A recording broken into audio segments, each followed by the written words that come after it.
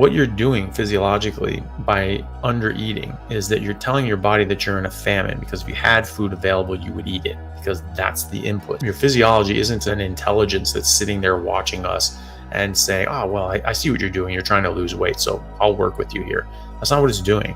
It's responding to inputs. So your input by not eating enough is there isn't enough. You're in a famine, and your body goes, right, well, we need to slow it down, less coming in, less going out. You know, like as someone who's fiscally responsible should be, you get your hours cut at work. Last thing you need to do is start, blowing out your savings and spending everything in the bank and blowing out your credit cards. Bad idea, right? You need to trim sails and survive. You need to just hunker down and just, okay, we need to weather this and have less going out. All right. Hello, everyone. Thank you very much for joining for my YouTube live for March 20th in Australia, March 19th in the US. So sorry, I was over at my Patreon group. We have weekly live sessions where we do more one-on-one sort of talks in the group anyway. So we just finished that. And so other people are interested in joining that to get more sort of personal talking time, then that's an option too. And my Patreon is just Anthony Chaffee MD, just like my YouTube channel and Instagram. Also wanted to announce that my friends and I are doing a conference over in Melbourne. It's called the Regenerate Conference there on the screen. That's April 21st, so that's a Sunday. And we did this last year as well in Albury, New South Wales, which was awesome, and had a great turnout and great food. Like, it was literally the best food that I'd had at a conference, because it was all just like 100% carnivore stuff, and it was just all just like regeneratively raised, pasture raised meat and eggs and things like that from Wolke Farm. So he supplied all of that from his farm, which was great. And then after that, next month, I'll be at the PHC conference, a public health collaboration in London, and that'll be the weekend of May 18th. So the 17th, 18th, and 19th will be that conference as well. And so if anyone's over in Melbourne or on the East Coast or down in Australia, want to come to the Regenerate conference next month in April, please do. It'd be great to see you. There should still be tickets available.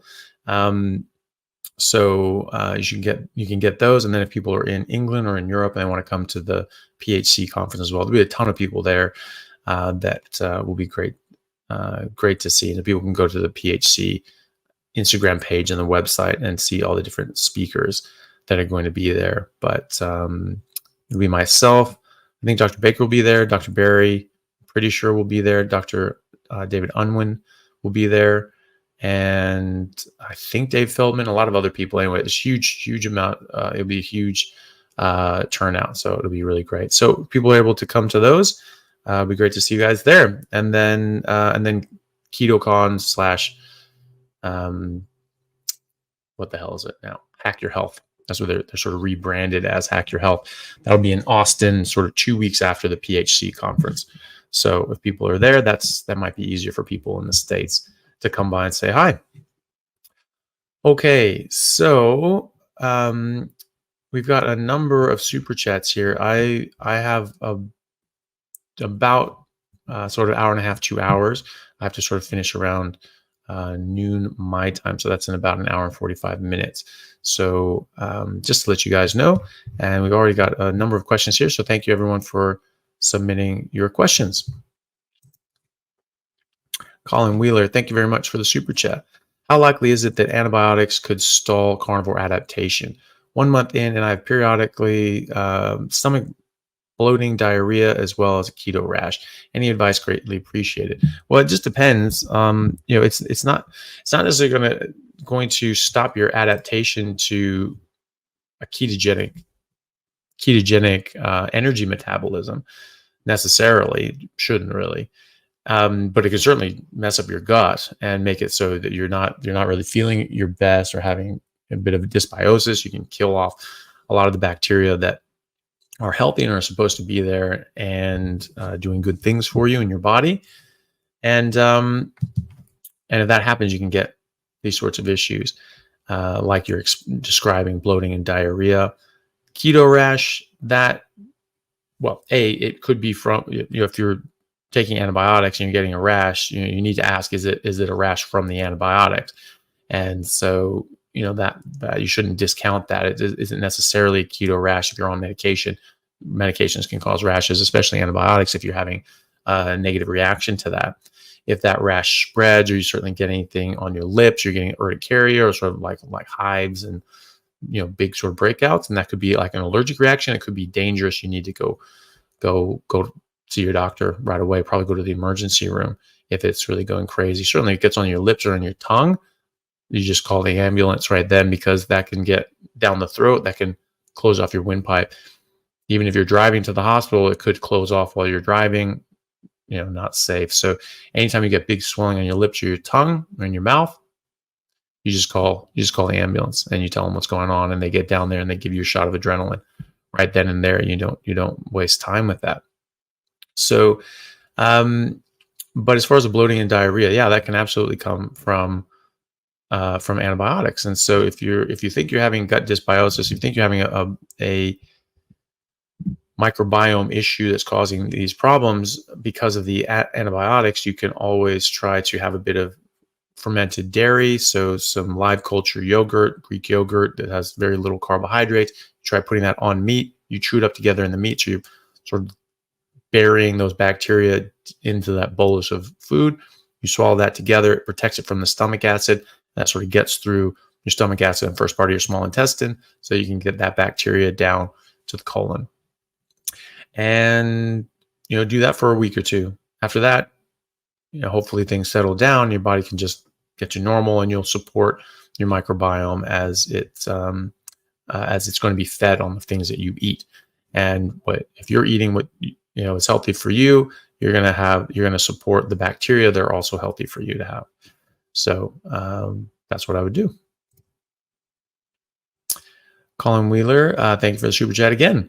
Hey, Dr. Chaffee, I'm 44, started carnivore 1 month ago. Is prescribed sulfamethoxazole, whatever the hell that is, for prostatitis. A week into carnivore, 30-day course, 1 week left. Jesus, 30-day course. Wow. Worried that prescription is affecting adaptation.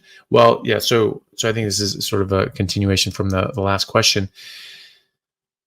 May or may not be doing adaptation, but a 30-day course is definitely going to trash your microbiome. So I would recommend having like the fermented dairy and just starting that now, really, and mixing that in with the meat that you're eating and eating that.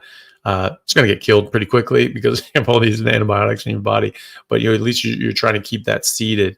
And then when you're done with the antibiotics, you just keep going with it for a couple of weeks after that to sort of keep those bacteria in there, because one of the more major risks is that you can get different sorts of bacteria in your gut that are more resistant to these antibiotics, and now they don't have any competition because you've just scorched the field and you've laid waste to all their competition. And this is a jungle down there, and they're fighting for resources.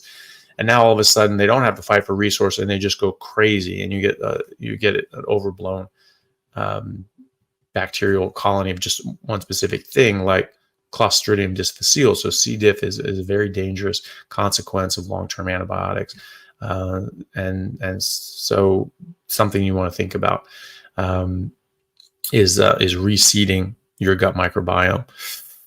And if you're having too many problems or issues, or you're getting sick and you think that you're getting bloody diarrhea and all that sort of stuff, and you're getting more unwell, you need to think about, are you getting a sort of an opportunistic bacterial overgrowth in your intestine and getting, something like a C. diff sort of infection as a result of those long-term antibiotics, and see your doctor.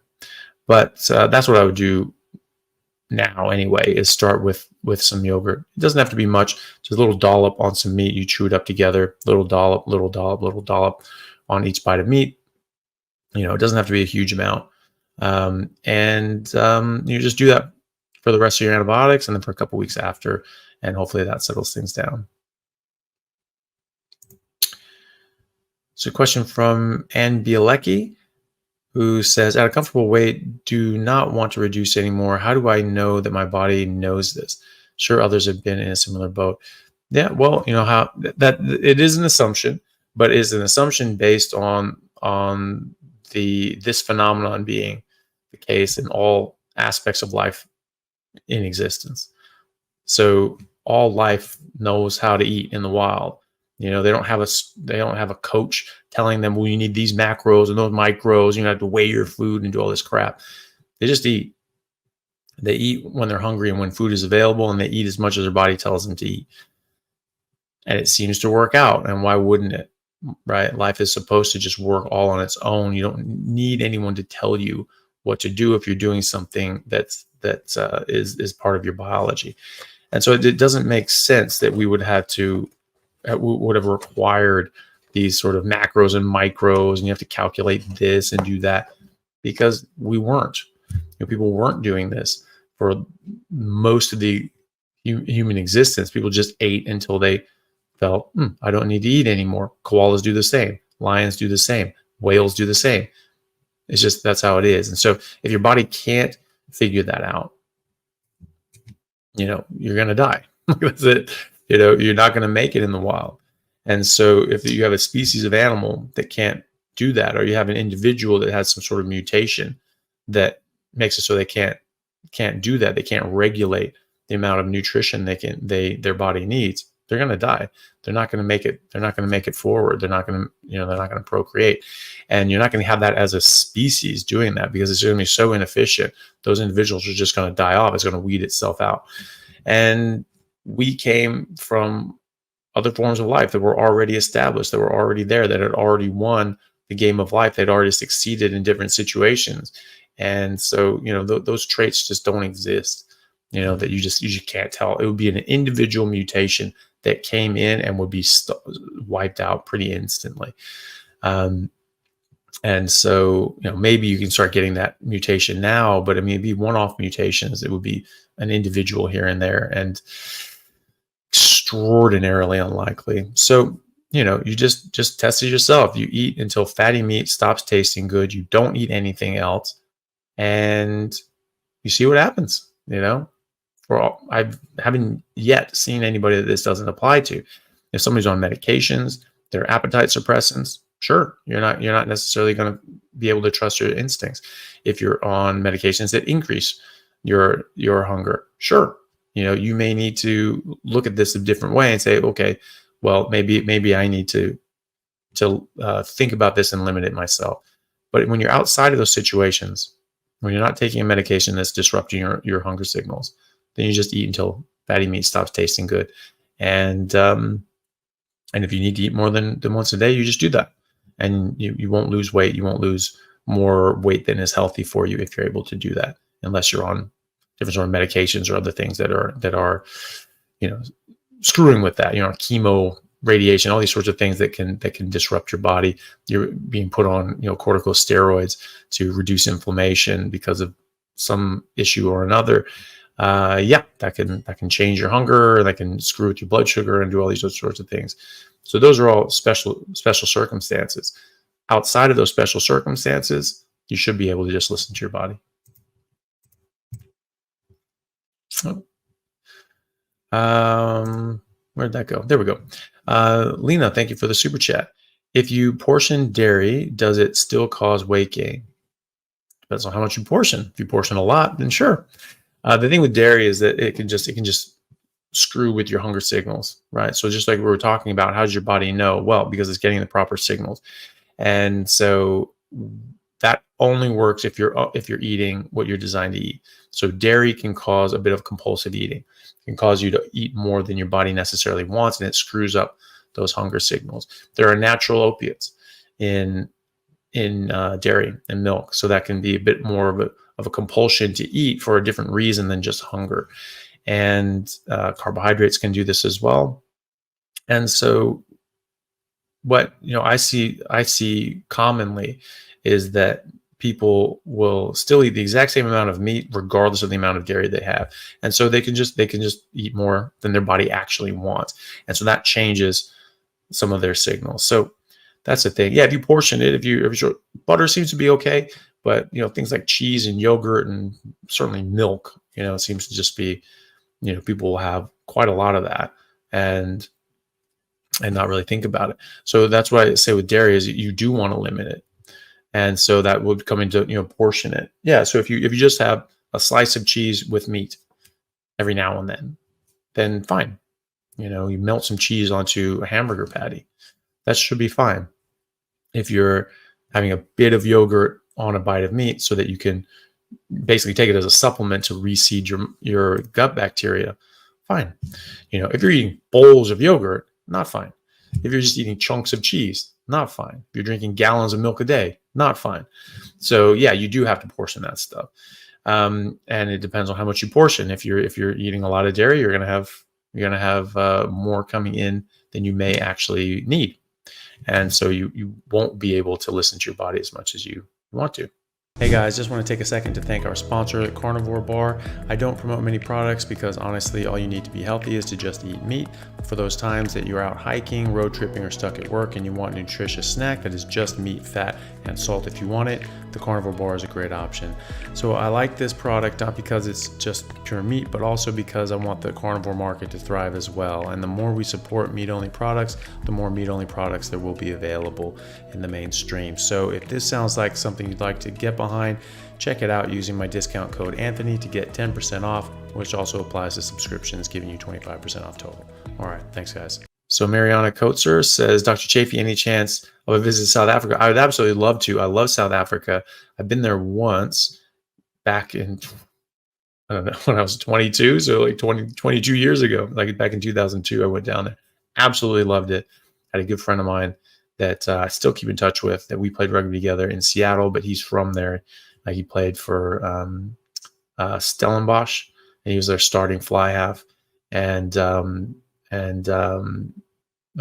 he got injured, and he was going to play for like the Pretoria Blue Bulls, but unfortunately, the injury sort of made that difficult. And then he started traveling, came to America, and ended up in Seattle and played with my team there. And so I absolutely loved it. I had a great time there. I haven't been back since. I'd love to go. I think it's more dangerous now, from what I hear. There certainly seem to be a lot more South Africans moving to Perth and saying that like, oof, it's getting a bit dodgy there, so they wanted to come here. But I'd still love to go. I think it's a gorgeous country, and yeah, would love to check it out. I don't have any plans to. I don't know of any conferences or anything like that are going on that I could justify coming over. But yeah, it would be great to go. And then maybe I'll, if there's a conference over there that Professor Noakes is putting on, and I get invited, that'd be great. And maybe I might just go visit my buddy and see how that goes. But yeah, it would be great. It's been way too long since I've been there. So Jan Gross, Martindale asks, Dr. Chaffee, can you speak to rhabdomyolysis? It depends on the context. This is something that people often get, can get when you're doing excessive cardio and working out, like people running marathons, and they're not quite hydrated enough. And that really pissed off guy that was doing that got rhabdomyolysis. A lot of people got rhabdomyolysis one year with a Dublin marathon when I was over there in the emergency department in Dublin. And I was just like, well, this is something that, you need to drink more. Well, I'm definitely hydrated. It's like, I don't give a shit what you're saying. Your bloods are telling me different, like it's just, you're not, and the treatment for this is giving you a whole bunch of water. That's the idea, so it isn't from dehydration, but the treatment is you need a lot more water to clear the stuff out of your kidneys, because you're breaking down muscle tissue, and it's just clogging up the kidneys. It's getting too hard to filter this stuff out, and you get you're sort of relatively dehydrated because you don't have enough water to sort of flush your kidneys as much as they need to, and you're still working, you're still producing this stuff, and it gets harder for your body as you go. And so yes, actually, this is a problem and a consequence of not drinking as much water as your body demanded for the breakdown and excretion of these materials. So it'll be interesting when we see more carnivore athletes, doing competitions, because rhabdomyolysis isn't all that common, but it does happen in these big marathons. But we had the guy that carnivore guy who ran 5 marathons in 5 days, fasted. He was just drinking water, and he drank a lot of water. Didn't get rhabdomyolysis. Felt good the whole time. So didn't eat the whole time, if I didn't mention that. So it was 5 days in a row, didn't eat at all, was fasted the whole time, didn't eat, ran 5 marathons day after day after day after day, and then ended with the Sydney Marathon, and did that, and actually recovered enough that was his second best time. His first day was his best time, and his last day was his second best time. Did not get rhabdomyolysis. So I wonder if that's if that's going to be influenced by diet. Almost everything is, and so I would imagine that does as well. But that's really what it is. You're breaking down your muscle tissue to such an extent that your kidneys have a difficult time clearing it out, and you can get an acute kidney injury, and you just need to be on tons and tons and tons of fluids, IV and otherwise, just to try to flush this stuff out and help your kidneys so they don't have to work too hard. And then you get through that and generally be pretty good after that. You can also get it from when people fall or have an accident, or if somebody who's elderly has a fall or breaks their hip and then falls, and they're stuck on the ground for a while, and their body weight is pressing on their muscles, and it actually breaks down the muscle tissue because they're on a hard ground, and they're there for hours or even days sometimes, unfortunately, and they get there and they'll have a rhabdomyolysis from the breakdown of that muscle tissue, which is very sad. But same treatment though, supportive care, tons of fluid. DP, thank you for the super chat. Female, 5'3", 121 pounds. Been lifting weights on keto for 2 years, now on carnivore for 2 months. Approximately 80 to 100 grams of protein, 90 to 120 grams of fat, but no gym since the summer, only walking every day. Could I lose muscle mass? You're not going to run on your fat, on your muscle anyway. You're not going to catabolize your muscle for energy until you run out of fat. Or if you're not eating enough and then you run out of fat, then you'll start catabolizing your muscle at that point. If you're not stimulating your muscle, then your body can just say, hey, there's better use for these resources. We can reallocate those somewhere else. We don't need to, muscle is expensive. We don't need to keep, keeping these things built up if you don't actually need them. And if you're not stimulating them, it takes a long time. But they can atrophy. They can get smaller. When I'm working out, I'm sort of back in the gym now for the last couple of months, and feel good. And I've been putting on weight, and I've been putting on muscle. And but last sort of week or so, I haven't really been able to go, just with work, and haven't really lost anything. It hasn't really changed. So it does take a long time. You absolutely can put on more muscle. And then if you're not working out for a long time, that will slowly go away, but you'll sort of hit a balance point where you won't really lose more muscle than that. So you won't necessarily be as bulky, but it takes a long time. It takes a long time to do that. But your body just says, okay, look, we don't need to necessarily support these big muscles as much anymore because you're not using them. And so that could go down, but you're not going to catabolize your muscles. You're not going to break them down for energy unless you run out of fat. If you're not eating enough and you run out of fat. So if you just keep eating until fatty meat stops tasting good, those proportions look fine, but it just depends on what your body's demands are. You need enough protein, you need enough fat, and that balance, that proportion tends to be about 1-to-1, 2-to-1 grams of fat to protein, tends to be, but it varies. And obviously 1-to-1 to 2-to-1 is actually quite a big variation already. So it just depends on what your body demands. And so you eat fatty meat until it stops tasting good, and that should support your body for where it is. When you start working out again, that demand will increase and you'll put on muscle. So yeah, you probably won't lose much, but tend to stay very stable. Like when I'm just eating normally, even very clean, whole foods, whole meats, not a bunch of fat, salads if I had to, and some bread every now and then or whatever. Never really big pasta sort of person. My majority of what I ate throughout my life was meat, and I ate the other stuff as a side because I was supposed to. And even then, eating in that sort of clean way with a lot of meat, if I wasn't working out, I was losing muscle, and I was putting on fat and losing muscle. That was just what was happening, and that's what most people experience. Now it's the exact opposite. I never put on fat, and I hardly ever lose muscle. And when I'm working out, I put on more, and then I keep that. And so just going for the last month and a half, 2 months, I've noticed, I'm like, wow, I'm actually looking much more developed and muscular and lean. I was like, that's nice. Sort of missed that. And but you just don't really lose it. It takes so long to lose that.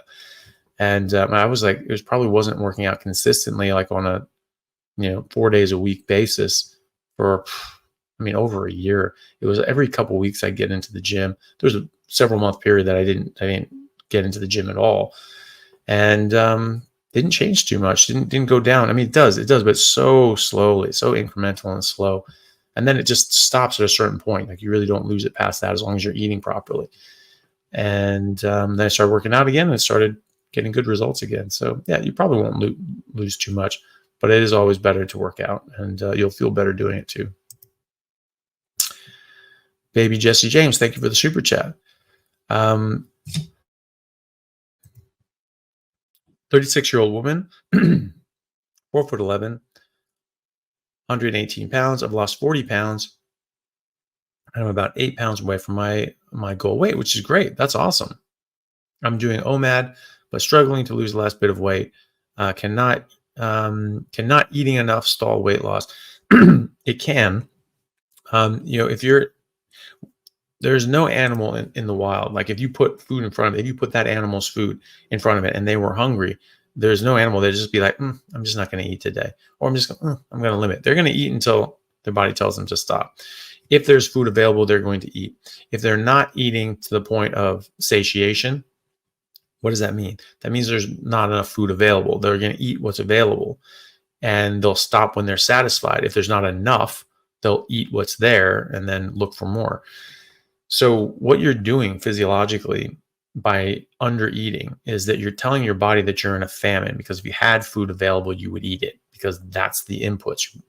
Your physiology isn't an intelligence that's sitting there watching us and saying, oh, well, I see what you're doing. You're trying to lose weight, so I'll work with you here.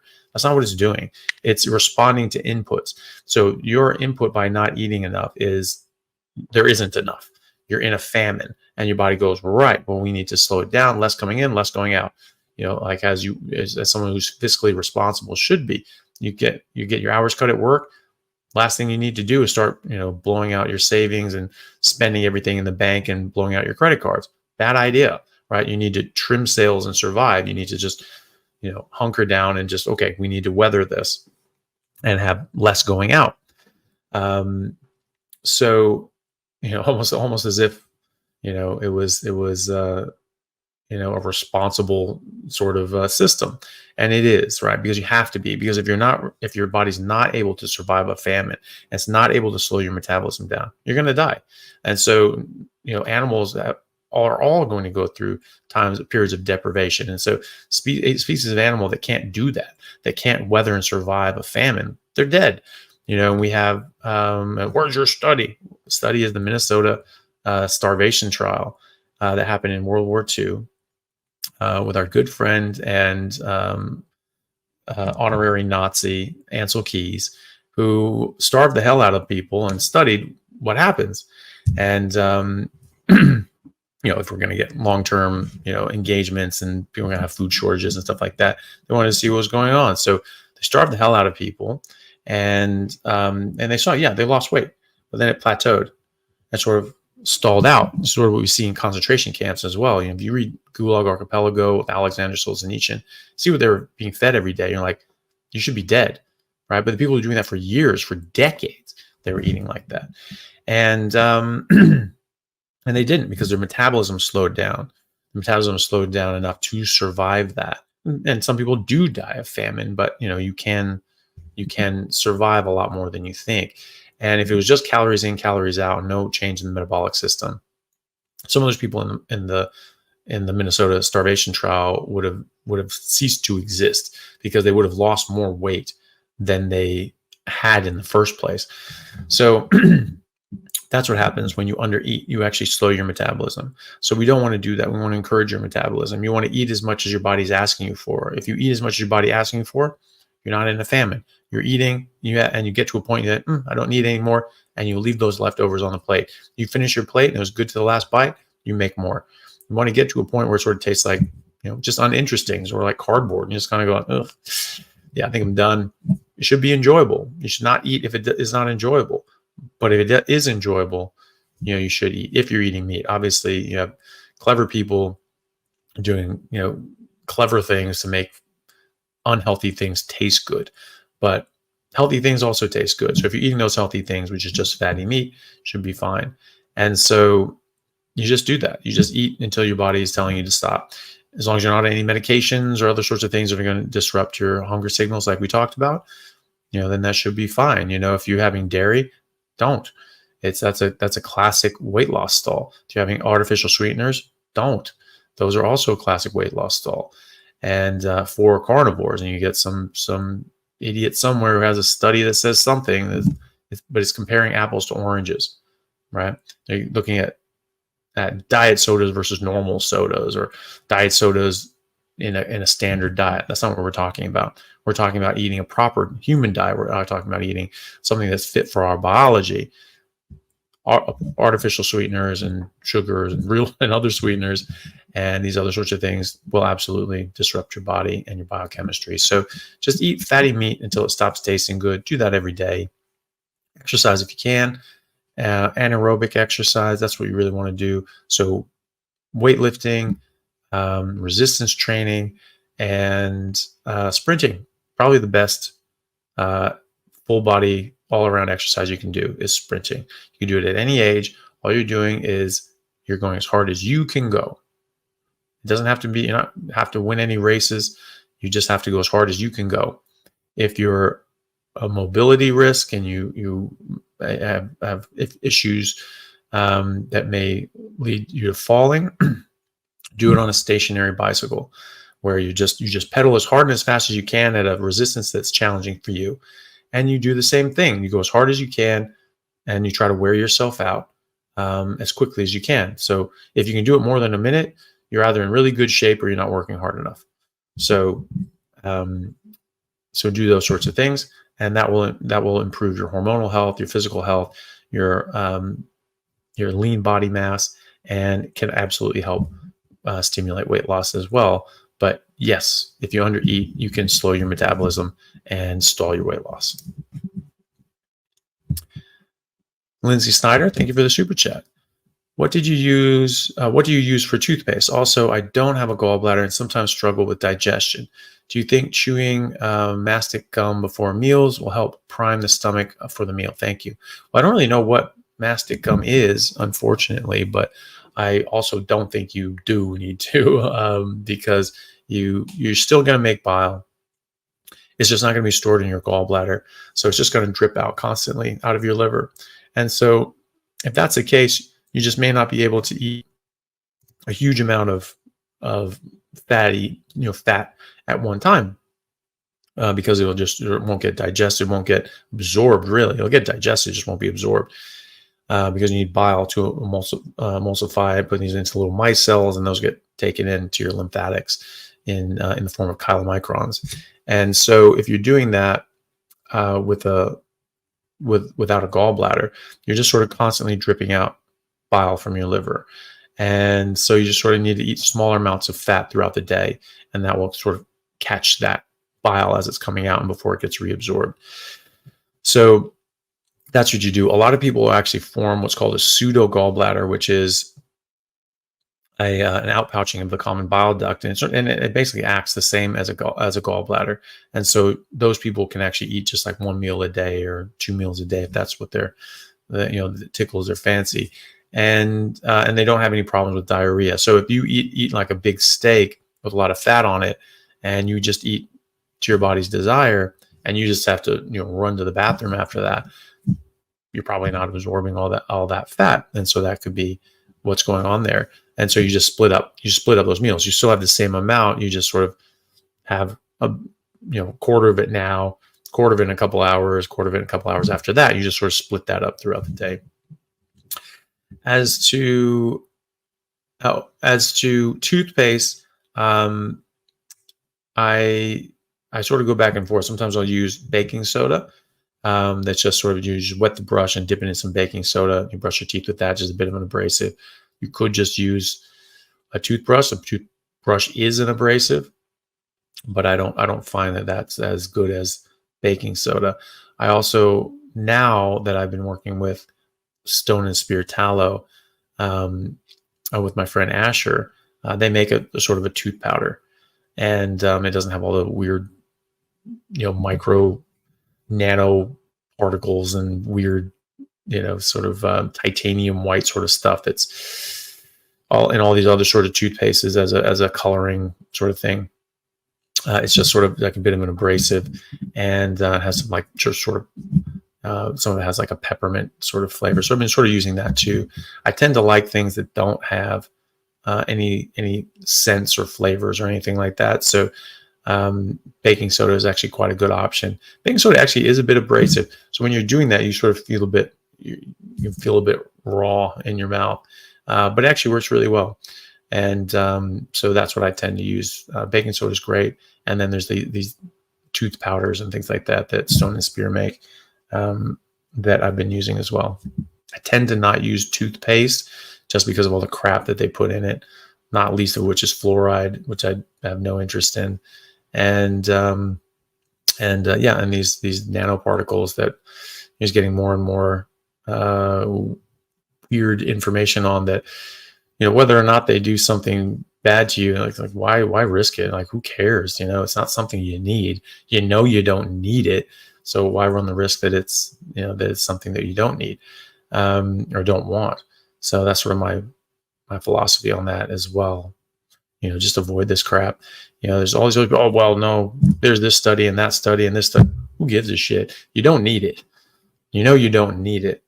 So the potential for harm. So why mess around? In 50 years, we get more robust data and be like, yeah, no, we got long-term data. This is totally safe. Fine. But like right now, we don't have that. So, why mess around? Laurel Roeder, thank you for the super chat. No question this week, just penance for falling off the wagon. Oh, that's sweet of you. You don't have to do that. Thanks for all you do. I know what I need to do to be healthy, and you validate it. Well, I'm glad that that this helps anyway. And one thing that falling off the wagon can actually be very beneficial sometimes, because it allows you to see what it's like when you don't do this, and it's sometimes quite a stark difference. And then you hit this reality, like, oh my God, I did not realize how good I felt until right now when I don't feel it anymore. And it's just like, yeah, not worth it. So that's me. People think I'm just so crazy and hardcore about it. No, I experimented. I tried this. I looked at the difference and I was like, yeah, that sucks. I don't want to do that. And so, I did try, I did experiment. So, you guys should too. And, if you don't believe me, try it. You find out for yourself. You find out real quick. And, if you're off all that stuff, if you're just eating meat and only drinking water for a month or 3 months or 6 months, and then you just go out and have like a normal meal again, you will feel wretched, absolutely wretched. And, and that's a good piece of information, because you're like, I did not realize that. I did not realize that stuff makes you feel so horrible. And it does. So, you have that now. You have that frame of reference, and, then it's easier to make good decisions in the future. So good luck with that. And so, Don't worry about it. People fall off the wagon. People make mistakes. To err is human. It's just part of life. But we learn from our mistakes, right? And so you have that experience, and you're like, didn't like that. Don't want to do that again. It really solidifies this. I wish I had that. In my early 20s, I didn't see that contrast. It was a slow progression for me because all I did was add in was crumbed chicken. Had a bit of crumbing a couple times a week, and I didn't notice, but over the months it built up, and I just went like, wow, why don't I just feel like a superhero anymore? I want to feel like just superhuman amazing. What the hell happened? I didn't see it. It wasn't something I was looking for. It wasn't anything anyone told me about. And so I just didn't notice it. And it sort of was a slow creep in. And, and so I ended up slipping off of it without realizing it. And then I was just like, wow, I don't feel good. Like, why the hell is that? And I didn't see the cause and effect to it. So now I do, and I can help sort of relay that to other people. And they look at that and they go like, oh God, yeah, that didn't feel good. So that's good information to have. And M, thank you for the super chat. 100 grand. That's sweet. IDRs. I don't know where that's from. I don't know where that's from. But anyway, thank you very much for that. Been carnivore for almost a year now, and everything is great, except that both my wife and I noticed that our gums bleed a lot when brushing our teeth, and it hasn't really improved since. Any thoughts? Well, you can try getting, softer bristles and all those sorts of things. Depends on what you're brushing your teeth with. It's a bit weird. If you're eating just meat and you're not eating anything else, you're not going to get scurvy. There is vitamin C in meat, and you don't need it for collagen production when you're eating meat, because you get all this collagen, this hydroproline, hydrolysine that you would otherwise use vitamin C for to make yourself. When you have to make hydroproline, hydrolysine de novo, then Indonesia, great. And when you have to do, we have to make that de novo, then you need vitamin C to catalyze that reaction that hydrolyzes proline and lysine. And so you shouldn't need that if you're just eating meat. Liver has more vitamin C than apples do. So, if you add in some liver, if you're really worried about it, but it's not from vitamin C anyway. I've checked my vitamin C. I should have had scurvy. I don't, like it's just, if that was going to happen, it would have. And so, and remember that carbohydrates do block out the absorption of vitamin C as well. So you'll get far less in. You do need some, but not for scurvy, not for development of proper collagen if you're eating properly. So I don't know what that is. It could be all sorts of things. That's not a typical response that people get. So do try to see if there's anything else in your system or in your diet. Are you eating anything else besides meat? If that's added in, if it is, take it out. Are you using anything that's too abrasive for your teeth and your gums? Are you having a very stiff bristled brush? Is that causing damage to your gums as well? All these sorts of things. Flossing, this can cause bleeding gums, but generally it toughens up. So there are a lot of different things. I don't think it's from the diet if you're only eating meat. If you're only eating meat and nothing else, and you're not drinking anything else except water, it shouldn't be from the diet anyway. And so you want to think about all these other things that could be playing into it. Throw in some liver if you're worried about vitamin C. Take some vitamin C. It's not that big a deal. You don't want to take too much anyway. You need 10 milligrams a day to stave off scurvy, and that's if you're eating carbs, right? So you need like nanograms if you're not eating carbs. So just a tiny little bit. If that makes you feel better, makes you feel a bit more comfortable, that you're a bit more worried about it, fine. Inuits don't get scurvy. I don't get scurvy. And, the Maasai don't get scurvy. And they drink milk, which actually has a lot of carbs. So they're getting even less vitamin C in from their diet they don't get scurvy. So I don't think it's that anyway. But yeah, hopefully you can figure out what's going on and make it stop.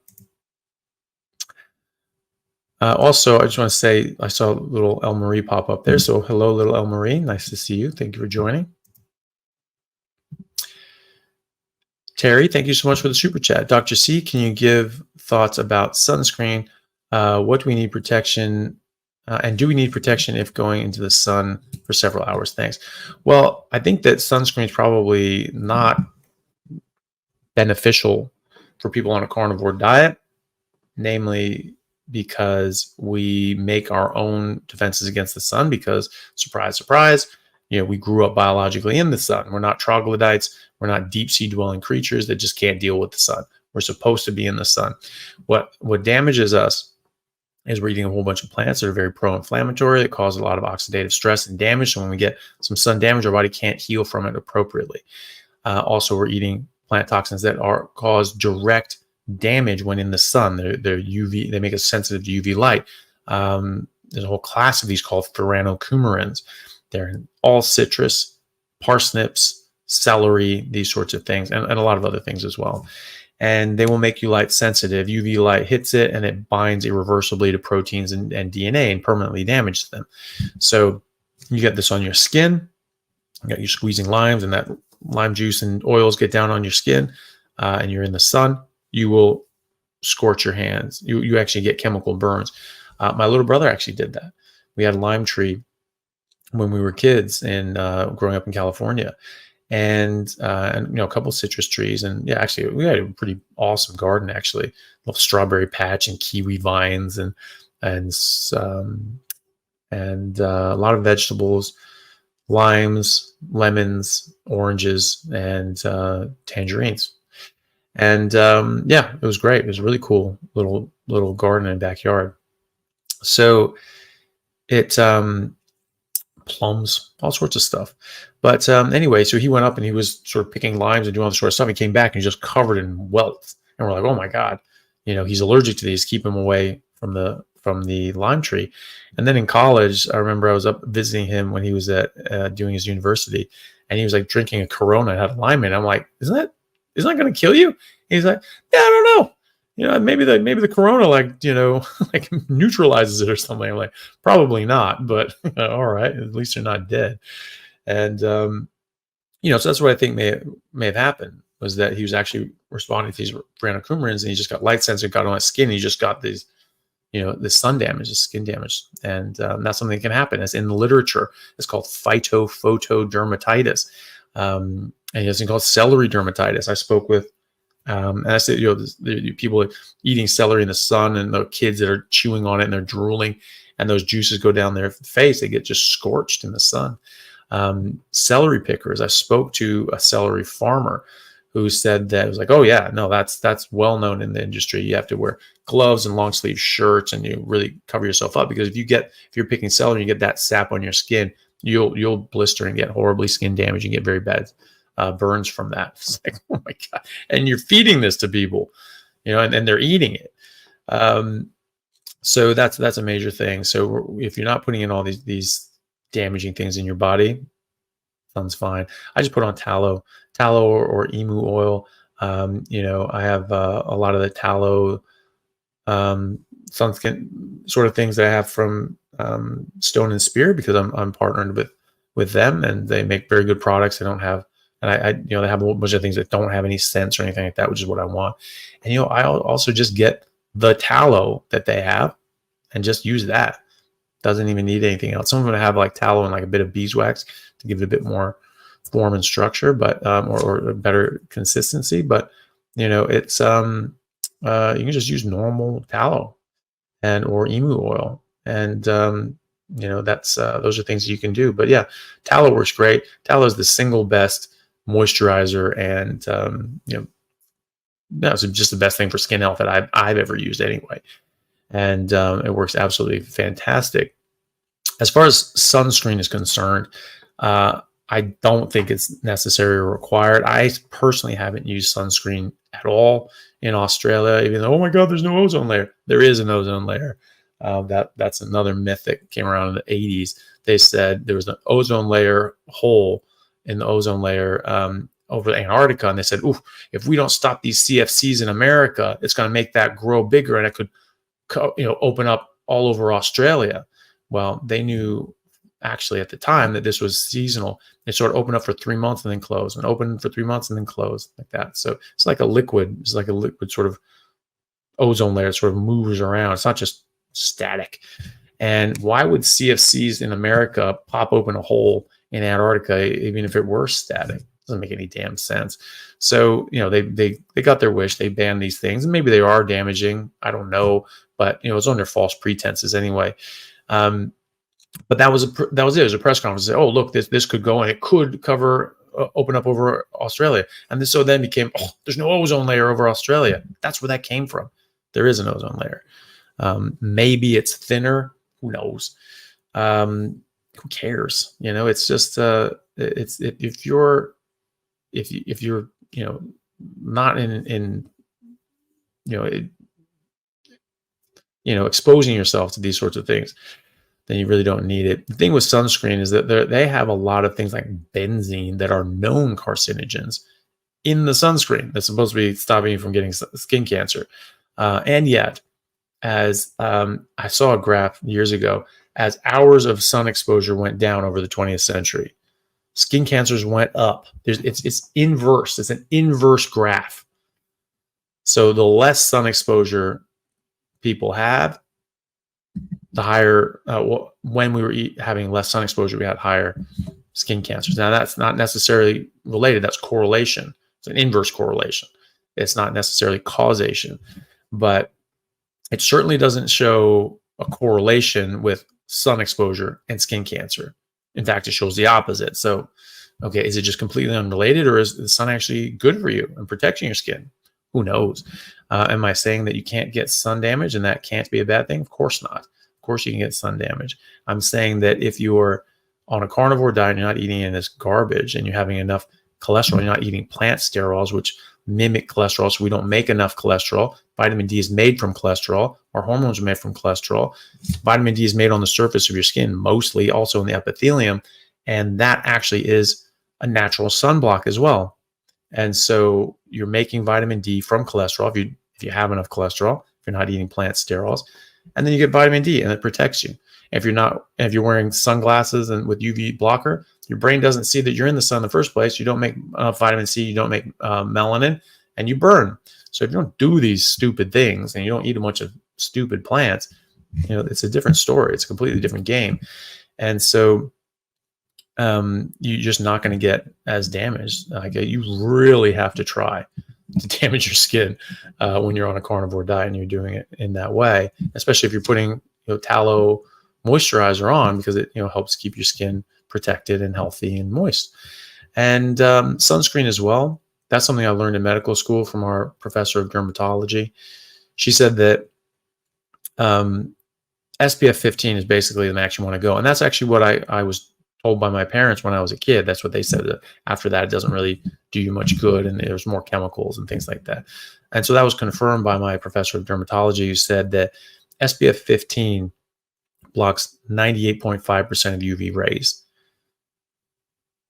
Pretty damn good. And you go up to UV, SPF 30, now you're getting 99% blockage, and you're using 3-4 times the amount of chemicals to do it.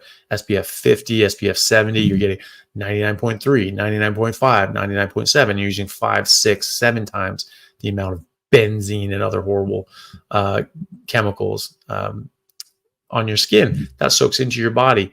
It was another phrase I heard from a doctor was, never put anything on your skin that you wouldn't eat, because within 20 minutes it's going to be in your bloodstream. So, it's interesting. Probably not everything, but it's a good thing to keep in mind as well, that we do soak in things and absorb things through our skin. And so you don't want to do that. And so you're adding in a whole bunch of chemicals and stuff like that I just don't think you need.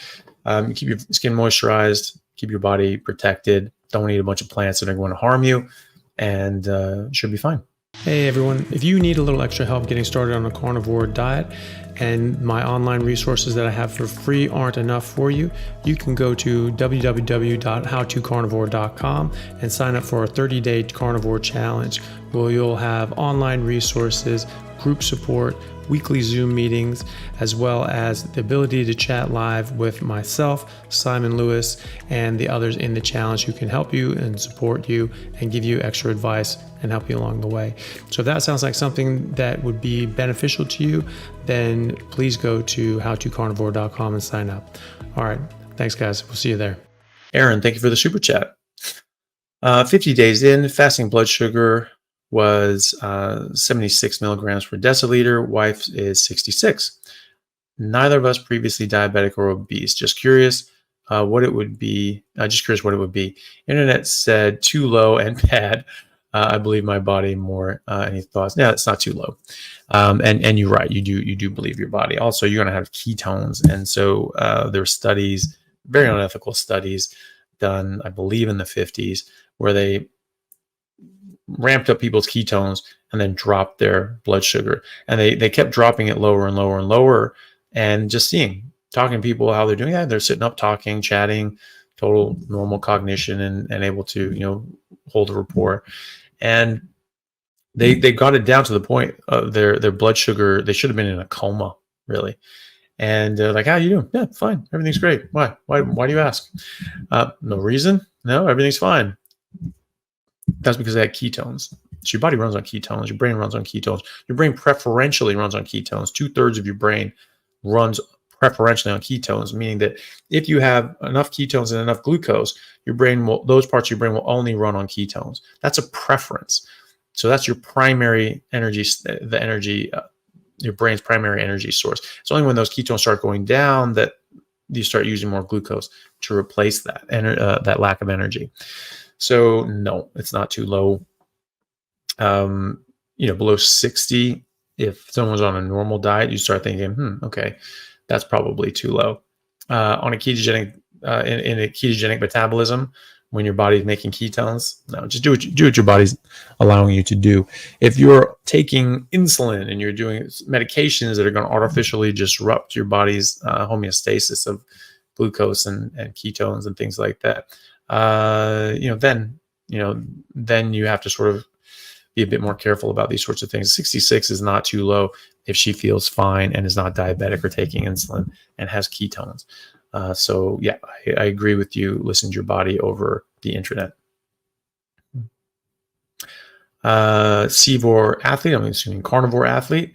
Any supplements for extreme endurance athletes? I biked 730 miles last 7 days. OMAD, steak and eggs for dinner only. First of all, badass. No, I don't think you need any supplements on top of just proper nutrition, and maybe just because you're sort of asking a lot of your body, you want to give your body a lot. So adding in a bit of organs, liver and kidney and heart, just making sure that you are nutrient replete. It doesn't have to be a huge amount. Just have a little bit in there, especially when you're getting ready for these big events, and especially if you're doing these things regularly. You just want to make sure that your body has exactly what it needs for what it's doing. And you just eat meat and a lot of fat. If you're doing all that sort of energy, you want a lot of fat. And steak and eggs for dinner. I think that's great. Butter, maybe the only supplement I'd add to that. Darvit, thank you for the super chat. Could have just asked, but that's okay. Thank you very much. TSH 6.43, free T4 1.1. Doctor freaked. Thyroid is high, no iodine. Then mentioned Hashimoto's. I had a cold. TSH is usually 1.75, no symptoms. Is iodine okay? Well, you can certainly check your iodine. If you don't have enough iodine, then that will absolutely stop you from being able to make your thyroid hormone, like your T4 and then your T3. T3 is the more important one. That's the bioactive form of thyroid hormone. So T4 is sort of a reservoir. It has a longer half-life, and it sort of turns into T3, and T3 gets used up more quickly. So it gets stored in T4 and turned into T3 as needed. That's another thing too. If you don't have enough zinc, you're not going to be able to convert T4 into T3 appropriately either. You don't have any T4, so that's not really the issue here. Iodine could absolutely be the issue. If you have Hashimoto's, those are thyroid antibody, and you need to get checked for those thyroid antibodies. If you've been checked for those and you have that, you should not take iodine as a supplement. Iodine can exacerbate Hashimoto's, and so unless you're like fully deficient, but you should be able to get that, from your food. And if you're eating seafood and things like that, that will have a decent amount of iodine in it. But even then, if you're having a lot more iodine than you need, that can exacerbate Hashimoto's, and so that can make that flare up, make those antibodies go up. So check your antibodies, see if you have them. If you don't have any noticeable antibodies, you can have some and check your iodine too. If you have no antibodies for Hashimoto's and you have low iodine, sure, take some, have some more seafood, have some more iodine, and see if that helps. And if you have high antibodies for your Hashimoto's, you just need to go strict lion diet. You need to just do red meat and water, preferably grass-fed and finished red meat and water, and just cut everything else out. And unless you are low on iodine with Hashimoto's, then probably don't need to take that. Probably shouldn't take that. But to get up to normal levels, sure. But don't go past that, because that can exacerbate Hashimoto's. So yeah, I'm very sorry to hear that. But check your iodine, check your thyroid hormone, and see how you go, and sort of make a decision from there. You can always message me and ask me, and let me know what your results are. We can try and look at it a bit more closely as well. Should you here? I'm just gonna see. Okay, I've got about 45 more minutes, everyone, and I've got a number of super chats. So why don't we just sort of try to cut off the super chats now, and so I can get to all of these, so that I'm not leaving anyone hanging. Okay, The Real Deal says, hi, Anthony. Started my geriatric 19-year, 9-month Maine Coon cat on raw meat yesterday. Started with some sirloin steak and 80-20 grass-fed beef patties from Costco. He loves raw meat. Awesome. Well, hopefully he does great. Maine Coons are monsters. Those are such cool cats. And I'm sure he'll do really well on the raw meat. Yeah, raw meat's the best. Cats really do need raw meat. They do lose taurine and other essential nutrients from cooking the meat that they have to have. We don't seem to need those as much, but they do. They definitely do. So they need raw meat. So yeah, just let them go to town. Hopefully it gives him a lot more health, and he has many, many more happy, healthy years left in him. Dark Sky, thank you for the super chat. When starting pure carnivore, how long should one expect a temporary worsening of autoimmune symptoms to last, and when to expect significant relief? Oh, it really just depends. I mean, most people, when they're going on a carnivore diet with autoimmune issue, actually just get better. I mean, some things with like psoriasis or something like that seems to, some people will have a bit, get a bit worse and then they'll get better. Some people have a bit stubborn case with psoriasis, especially, and it can sort of last for months. Most of the time it clears up before that, but I've seen some people last months. And then one gentleman, he had psoriasis that lasted like 6 months and really wasn't shifting, and then he started using tallow moisturizer, and it cleared it up. And so that was sort of the missing link for him. So if you have any sort of skin conditions or rashes, I would recommend using tallow as a moisturizer for skin health. And most other autoimmune issues actually do just get better. Depends on what you eat, though. If you're having an autoimmune condition, you really need to be strict, just red meat and water. So the lion diet sort of approach. that Michaela Peterson talks about for her autoimmune condition, where she's just like, look, I really can't, she has a pork chop and it just sets her off really badly, and she'll have a bad rheumatoid flare up. So you sort of need to be in that category. Maybe down the road you can sort of open it up a bit to other meats, but at first it's best to just do red meat and water, and reduce stress, improve sleep. Stress and poor sleep can also exacerbate autoimmunity. So get all those sorts of things. You need to sort of get a holistic approach. It's yes, diet is, I think, number one most important, but the other things are nearly as important as well, or just as important, because there are things that you're doing every single day as well that affects your body and your health. And so, you need to get those things right too. So if you do that and you're just eating red meat and water and you're eating high fat and not taking in anything else, you should expect to see autoimmune issues start to get better. But skin conditions like psoriasis, sometimes they're a bit more stubborn. You just have to sort of wait and let them go through, and use moisturizer, the tallow moisturizer. That seems to help with skin conditions. So good luck with that. Mary Shepard, thank you for the super chat. Newbie Labs, for reference, A1C 5.8, triglycerides 135, HDL 62, HDL 129, high sensitivity CRP 4.2, C-peptide 399. I have a CAC soon. Pre-diabetic, MI 529 or 2019. MI, so myocardial infarction, heart attack, 2 stents, and a pacemaker. VSG 909, weight loss 100. Need 100 more. Further advice or thoughts? Well, first of all, congratulations on losing 100 pounds. That's fantastic. Just keep doing it. Just keep going with what you're doing. Keep eating fatty meat until it stops tasting good. You want to encourage your metabolism. You don't want to suppress your metabolism, and you want to keep everything else out. So don't have any dairy or any other sorts of things that can slow down your weight loss or stall your weight loss or reverse your weight loss. And that would include any artificial sweeteners. So when you're dealing with any sort of major health issues, you need to just be as strict as possible.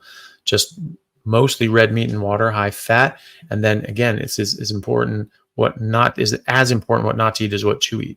So no plants or mushrooms, no sugar or any sweeteners, nothing artificial. And that goes for sauces, seasonings, and drinks as well. So that's how to do it the best that you can possibly do it, in my opinion, in my humble opinion.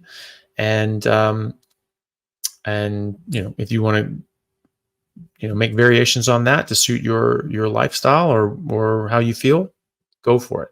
But that's just a framework to get started anyway. And but otherwise things are looking good. You need to look at these as a snapshot in time. All these bloods are going to be a snapshot in time. We don't know if they're going up, down, sideways, and so on. So you take these, you keep an eye on them.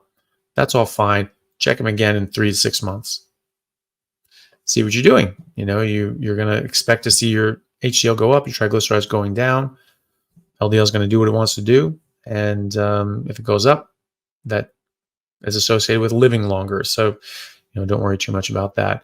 You need to be on top of things too. Stress, sleep, taking care of yourself, getting outside in the sun, getting light on your face and in your eyes and on your skin. These are all important things. That may not be as important as eating properly, but it is absolutely important. And so you're eating right, great. Now do the other things as well, and then you'll do great. So Sarah Nolan, thank you for the super chat. I'm not seeing anything attached, but maybe further down, but I'm not really seeing anything. So maybe something later on. Sam Lloyd, thank you so much for the super chat. I buy the carnivore arguments, but there are so many real life counterexamples. For example, many top athletes in the NBA and NFL eat nothing but carbs and junk food. Please give a rational explanation. Yeah, it's pretty simple. Like you can do all sorts of crap. That doesn't mean it's the best for you. It doesn't mean that that's the optimal diet for you. There were top marathon runners back in the 80s and 90s who said, yeah, it doesn't matter what you eat as long as you work out, and they dropped dead of a heart attack at 40. So, it's is it an example of that's exactly the same and it's just as good, or is it just an example of, they're working their asses off and they're fantastic athletes, and they're able to compete at that level because of all the hard work and natural ability that they have? That says nothing about what is optimal for them. Would they be better on a carnivore diet? 100%. I have no doubt of that in my mind. And why do I say that? Because I'm seeing top pro athletes go from a standard diet, or even a pretty good diet, pretty clean diet, or plant-based diet, and then they go to a carnivore diet and they have massive improvements in their performance and game. You have a lot of these game changer guys who got fooled into that sort of thinking. And Cam Newton injured himself out that year. He was MVP of the league like 2 years in a row, and just absolutely just crushing it every single game. And then his performance was going down, and he was getting injured. He's not recovering from injuries, getting worse and worse, and he injures himself out on the season. And then he's had a difficult time recovering since then. I actually don't even know if he ever made an established comeback, but that was right when he went plant-based. Bad idea.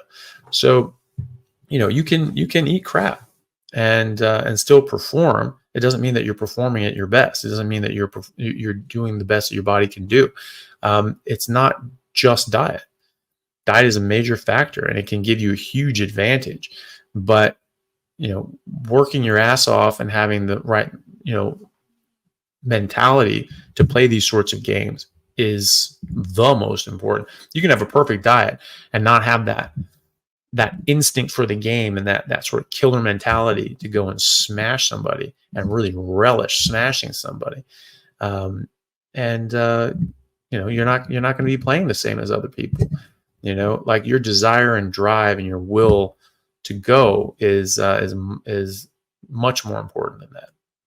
So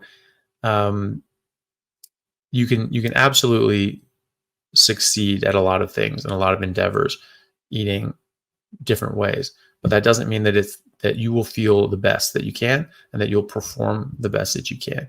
I've seen the difference in myself eating a very clean diet, but with meat, carbs, and veggies, almost no sugar ever, but sometimes, and hardly ever alcohol. Actually drank usually about once a week or something like that, sometimes once or twice a week. College, and then I decided I'm not going to drink during the rugby season because I just feel so much better. There are athletes that drink too. There are athletes that do drugs.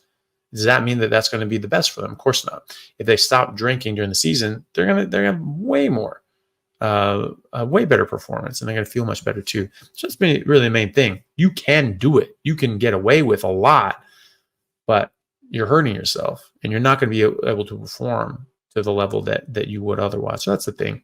And so it's just a matter of people trying that. And more and more athletes are coming to this, and more athletes are saying this has completely revolutionized my game and my athletic ability and my and how much work I've put in. Ryan Talbot, who went carnivore, and then first of all, nearly doubled his testosterone in a year, to the point that the NCAA started testing him for substances, and came back completely clean. And his FSH and LH, which are the hormones from your brain that will get suppressed by exogenous testosterone and steroids, they're all normal levels. They're like, oh shit, yeah, your body's just making this stuff. That's amazing. Good job. And so he I mean, think about that. Think about that as already being a top athlete, like the guys you're mentioning, going to a carnivore diet and doubling your testosterone. What's that going to do for your performance, right? It's going to absolutely, it's going to be unfair, is what it is. But that's the thing. And also, everybody else they're competing against is eating this crap. They're all, and I mean that's the difference too, because people that have like a celebrity chef and a PT and all these sorts of people that are carefully organizing their meal plans, and they're this and they're that and all that sort of stuff. And there's the ones that sort of eat more lackadaisically. Well, why is that one able to compete when this one is using all this other stuff. It's just about, just optimizing things. And so, with Ryan, like he said that his game just went crazy. And when he got the balance right on how much he needed to eat, he was able to eat enough. He was losing weight at first, and we talked about it and say, hey, you need to find meals that you can stick in at different places, and that's not going to be too close to your training that you end up slowing down your training. And so he was able to do that. And then he was saying, yeah, well, now I have a problem. I'm putting on too much muscle. I'm getting too big. I'm too athletic, and that's a problem, And so he wanted to keep his weight down a bit. So he actually was working out less and getting more. That's a good problem to have.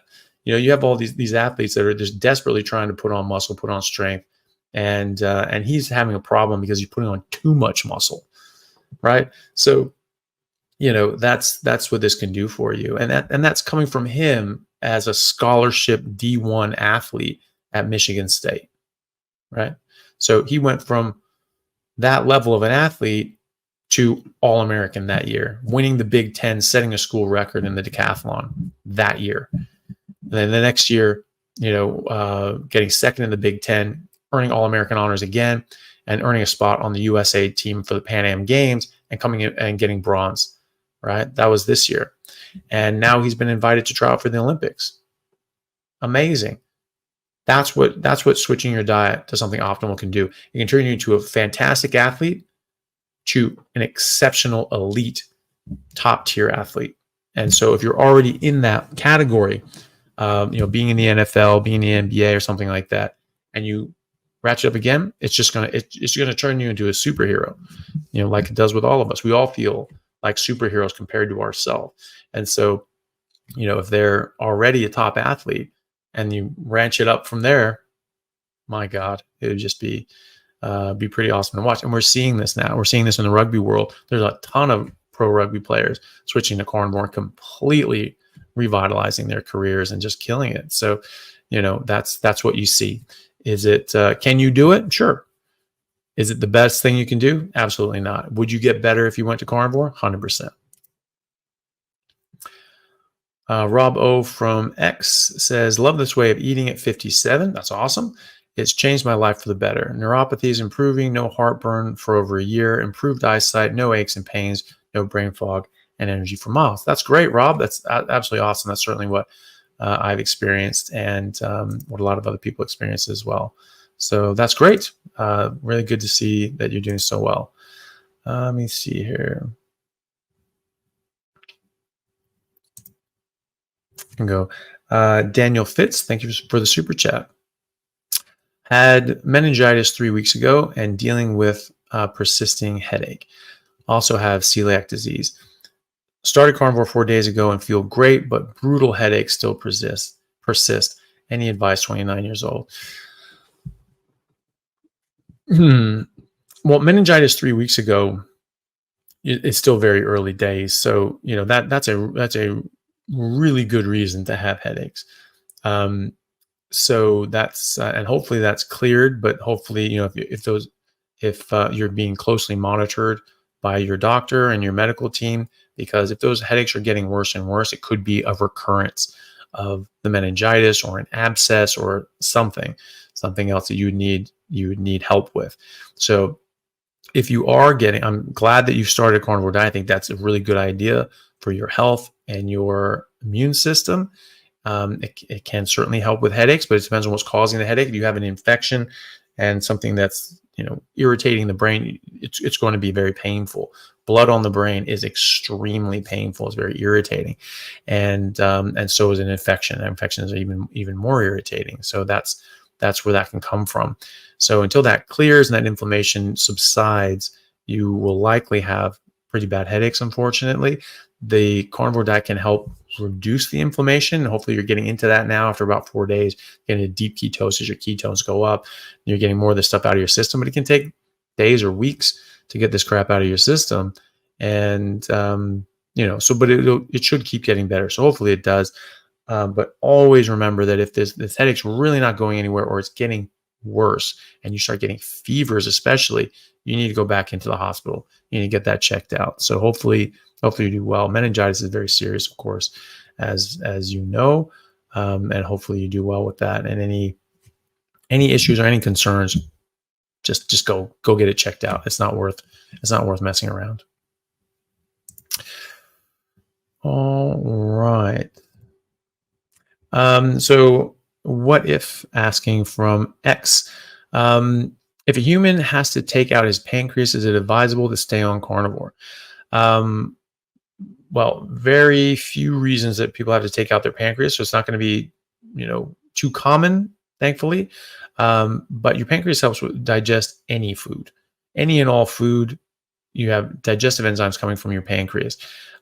Meat is the most easily and readily digestible food that there is on this planet for humans. And so, yes, if you have difficulty processing, digesting, and absorbing things, even more important to do a carnivore diet. If you have your pancreas taken out, you're going to have to take digestive enzymes anyway, things like Creon and other medications that replace those things that the pancreas misses, and or is you're missing out on because your pancreas is not functioning or not there. And so yeah, it's still advisable to be on carnivore. It's even more advisable because it's more easy for you to absorb meat than anything else. So yes, absolutely.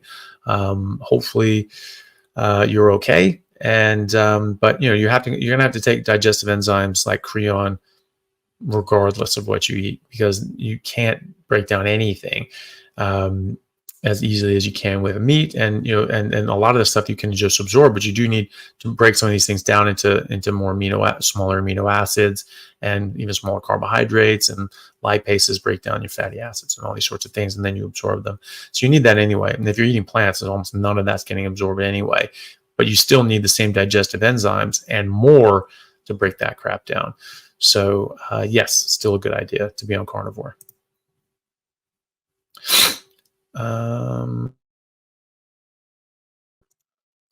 So Stags, thank you for the super chat.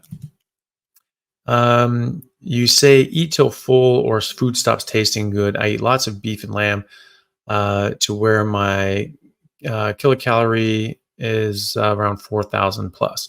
I've gained kgs, but always hungry, having some self-doubt. So it does depend on other factors. So if you're on medications, if you are taking any sorts of supplements or anything like that that could offset that, then that can be an issue. Also, it's usually just until food stops tasting good. You don't have to physically pack your body, but if you get to a point where meat just doesn't really taste very good, that's your body telling you to stop. You can overeat. You can eat more than your body wants, but it's difficult because it becomes unpleasant to do that. If you are taking medications, though, that can cause you to increase your hunger, a lot of psychiatric medicines will do this. A lot of pain medications that also act as psychiatric medications can do this as well.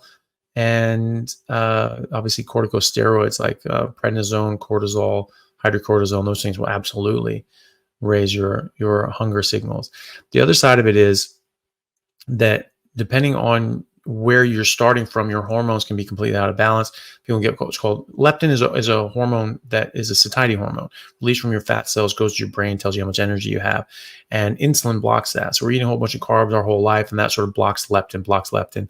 Lectins, those plant toxins, all plants, some of them can bind to insulin receptors 5 times more tightly than insulin, and they also bind to leptin and all the other things that insulin is involved in. So it shuts down a lot of processes in your body when you eat these lectins, or when you eat carbohydrates and your insulin goes up. One of those things is leptin, which is your satiety hormone, and so you can block that out. You can get leptin resistance, and then you don't actually know when you're satisfied, when you're satiated, and so you could potentially overeat, even though you're listening to your body.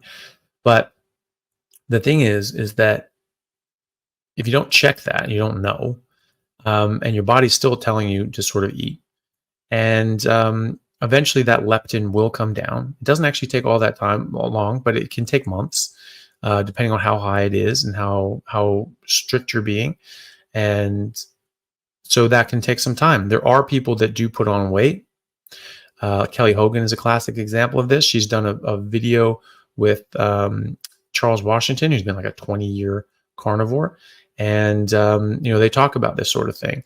But she put on weight, but her health was improving. She was improving. She was talking to all these long-term carnivores who'd done this and seen all this stuff before. And they were saying, look, don't worry about your weight. Don't measure. Just, eat what's right for your body. Let your body heal. There's a lot of hormones and things that your body needs to deal with. And if your body needs a bit more, then it needs a bit more. You can also try eating a bit more nutrient-dense food, which is like things like the organs, adding a bit of those in, because your body is chasing nutrients. It's not chasing calories. And if it will bring in more calories to get those nutrients as well, because it needs them. So if you're eating sort of less nutrient-dense foods and meats, it could be that your body's telling you to eat a lot more because of that. Add in a bit of organs, the liver, kidney, and heart, and more red meats, especially more fat as well. That can help. And so, beef and lamb. Lamb's great, but there are lean parts of lamb, leg of lamb. There's a lot of lean beef. So try to get fattier cuts and try to get some more nutrient dense parts like the organs, and just be patient. Your body's healing. There's a lot of things going on. If you're on any of these medications or any supplements or anything like that, then yeah, you may need to limit what you're eating, because you won't be able to listen to your body. If you're eating dairy, stop immediately, because that can also make you eat more than your body actually wants. And artificial sweeteners as well. So anything stevia, monk fruit sugar, xylitol, sorbitol, any of those things, just get rid of them. So just whole meat, a lot of fat, plenty of water, nothing else. Bit of salt to taste. Your body will heal. It'll get better. If you're curious about it, you can always check your leptin, and if that's elevated, you have leptin resistance, and it's just going to be a bit more stubborn for you. And but it'll happen. That will come down with any ketogenic diet, especially carnivore diet, because you get rid of the lectins on a carnivore diet as well, which you don't necessarily do on just a ketogenic diet that still includes vegetables. So yeah, that's another thing, and this might be a good rant to sort of take out and clip out and edit into its own thing. But I've been thinking about this. People say like, well, there's no people say, well, there's no high level evidence to show that a carnivore diet works. Well, first of all, there's a lot of very good evidence, such as anthropological evidence, like fossil record, biology, physiology, and anatomy, that actually shows, we actually are carnivores, and that is what we're supposed to eat. However, there are tons of high level studies that show that a whole food animal-based diet that is high in animal fat is one of the most efficacious and beneficial diets that has ever been studied. The ketogenic diet is the most robustly studied diet on Earth in history. It is the only study that has the multitude of randomized controlled trials, interventional trials, looking at specific health outcomes and markers to show benefit or harm, and it shows benefit. And it's gone head to head with the DASH diet, and beat that soundly, and shown again and again and again to be very, very healthy. Now, there are fraudulent studies where they look at, we look at low carb diets, and low carb is not no carb. And also, what do you look at as low carb? They're like eating the same amount of carbs as the other group. So it's like, you really didn't actually control for carbs. You didn't actually reduce any carbs. They're eating like 100 grams of carbs. And what the hell is that about? That's not the same thing. So they're using the name and they're casting aspersions, but it's inaccurate. So zero carbohydrate diet, those have been shown to be extremely beneficial, extremely healthy. And while a ketogenic diet just means that you're not eating carbohydrates, sugar, alcohol, and you're going to be in a ketogenic metabolism, you're going to be producing ketones, you're going to be making your own blood sugar and glycogen. But what do they do that with? You could technically do that with a vegetarian diet, with a plant-based diet. It'd be almost next to impossible, though, to getting all the energy required from plant fats and things like that. But you could do it. You'd be extremely nutritionally deficient, so you'd have to supplement copiously. But at the end of the day, that's not what those studies did. Those studies did not look at vegetarian, plant-based, ketogenic diets. They looked at animal-based diets. They looked at the carnivore diet with salad. So the most robustly studied diet on earth, the one that has been shown to be most effective, most healthy, is a whole food animal-based diet with some veggies and no carbs. So carnivore diet with a salad.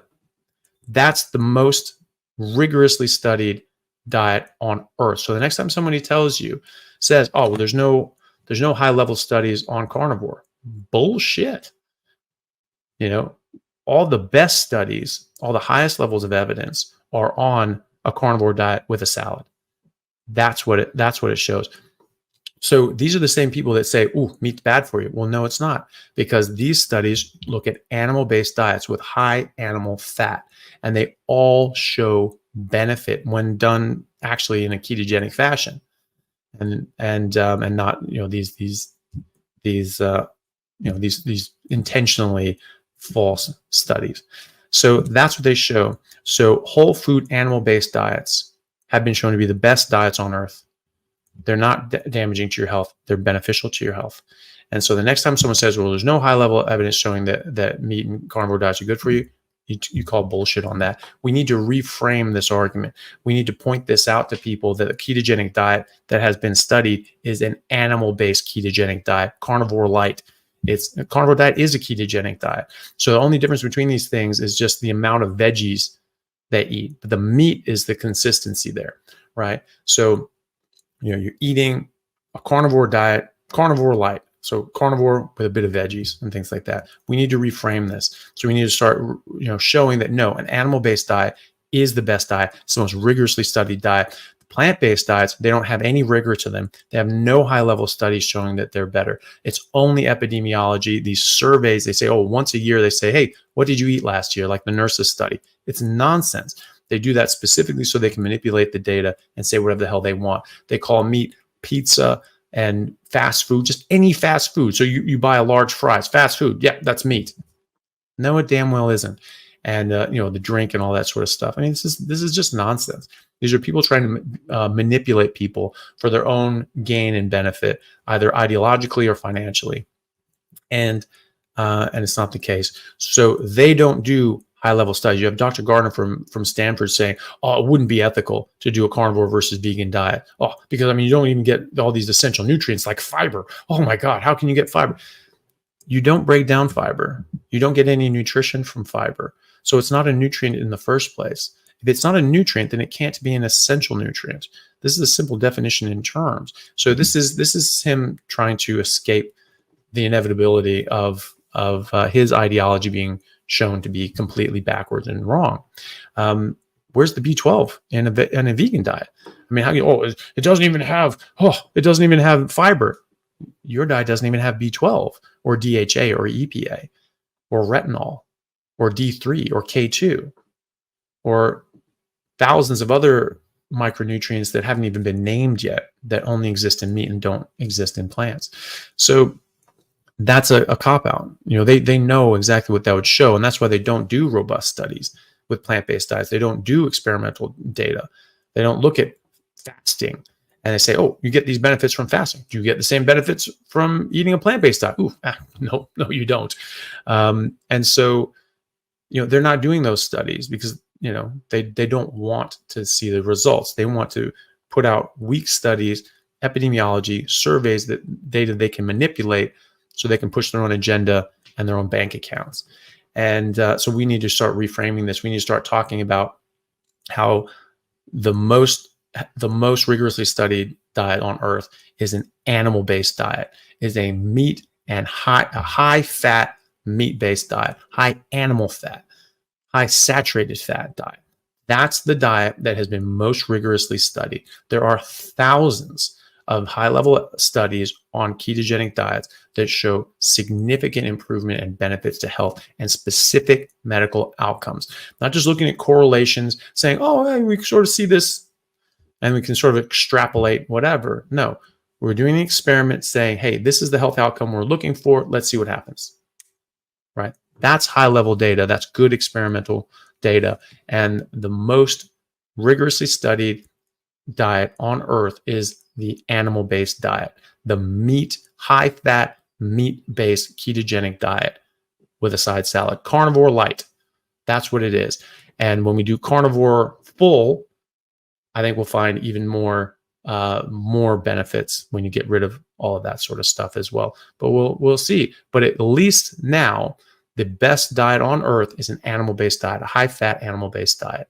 So that's something that we need to reframe. And when you start going into this, when you go into this, these arguments and discussions with people, you make that note. We get that arguments out there, and we have to shut down that sort of side of things where they say, oh, we don't have any high levels. Yes, we do.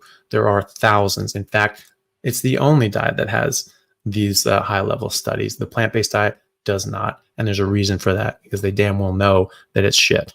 Hey everyone, I hope you're enjoying this replay of my YouTube Live. If you'd like to catch a live version and ask your own questions, please go to the next scheduled one, usually every Thursday at 6 p.m. Pacific Standard Time. All right, see you then, and please enjoy the rest of the Q&A. Talal Azmat says, I'm 20 years old. Can I get any height benefits if I do carnivore now? Depends, potentially. Yeah, there are people in their early 20s. There's a soccer player in the Netherlands or something like that. I always forget this kid's name. But he was like in his early 20s. He's like a premiership soccer player. And he went on a carnivore diet and started doing all like the biohacking things, wearing the blue blocking sunglasses, getting light and grounding and doing all these sorts of things. Dude grew like 3 or 4 inches or something like that in his early 20s. So it was pretty cool. And now he's like the number 8 striker in Europe, which is great, you know? So, yeah, you can, it just depends on if your growth plates are closed. So people's growth plates close at different times. And, but quite often people's growth plates are still open at 20, but it just depends on if yours are. If they're still open, then yes, you can grow taller. If they're already closed, then they're already closed. But, yeah, fingers crossed. Hopefully you can still, get more out of that. Rajaram Jayashankar, thank you so much for the very generous super chat. It's really kind of you. Greetings from India. Greetings. So 1, does a 2-month-old calf have enough nutrition as beef? Probably not as much. You know, when a cow is eating grass and you know, as it gets older, it's going to be able to accumulate more and more nutrients and get more nutrient density. And I certainly noticed this now this is all opinion. Like I don't know of anyone who sort of tested, you know, calf, veal, young steer, older steer, and then older cow. But just going by taste, massive difference in taste, much stronger beef flavor in older cows. And when you're tasting these things, you're tasting nutrients. That's what that is. So I would expect so, yes, that as the cow gets older, they store more nutrients. But it would be interesting to see if someone, you know, were to send off beef from different stages in life and see what that is. I would expect that to be the case, though. 2, we don't get grass-fed meat if it's about we don't get grass-fed meat. If it's about low omega-3, can we take sardines for adding omega-3? If it's not about omega-3, why do you insist grass-fed beef? Thank you. Well, you don't have to do grass-fed beef. I certainly don't insist on it. It's whatever you can afford that you have access to makes you feel good. That's it. And if you don't have access to grass-fed beef, then that's totally fine. You just eat the meat that's available to you, makes you feel good, that you can afford. And there is a difference. There is an objective difference when you do see, or generally raised grass-fed and finished ranchers send off their beef to get checked out and see what their nutrient levels are. They're higher. They're generally I've seen 2 different ones that send off independently compared to the USDA standard, and it was like 4 or 5 times as many micronutrients. So, you know, that's objectively better, right? So the omega-3s can be a difference as well. And so, yes, that is something that you should keep in mind. It depends on how long and how intensively cows are put in a feedlot. There are feedlots that do like 40% grain, 60% grain, and the rest of it is on hay and the other sorts of feed as well. that's more nutritious to the cow. And that's going to be a different nutrient complement and an omega-3 complement than if it's like 90%, 95% grain, where they're really intensely trying to fatten these suckers up. If it's in this high intensity feedlot, according to some studies, you can lose out most of your omega-3s after about 3 months of high intense feedlot feeding for a cow. So, you need those omega-3s. You want those omega-3s, especially for kids, growing brains, everything like that. Omega-3 such as DHA, EPA, that's what you want. And 20% of your brain is made out of DHA. So if a kid's brain is growing, he needs DHA. So yeah, things like sardines to supplement in with that, probably a good idea. And otherwise, just the grass-fed is just going to be higher in nutrients, less of the other stuff, because it's, cows are really good at filtering out crap that they're not supposed to eat either, but it's not necessarily perfect. So that's sort of the idea. You're getting a cleaner product. It's a better quality. It has higher nutrients. They can have less fat, but they have more subcutaneous fat. It's just no marbling. And so what you want to do is you want to, if you're getting this from your butcher, say, I want all the fat. I want all the fat that comes with this. I don't want you to trim anything off. If you're buying a whole cow, you have to tell them, don't trim off any fat, or any fat that you do trim off, throw it in the ground beef. You want all that fat, and then you'll get more of that. Otherwise, it is quite lean. Oh, there we go. Michelle Callie, thank you for the super chat. Hey, Dr. C, any advice on allergies? And in the pasted used local honeybee pollen, trying to avoid meds. I sound like a frog right now.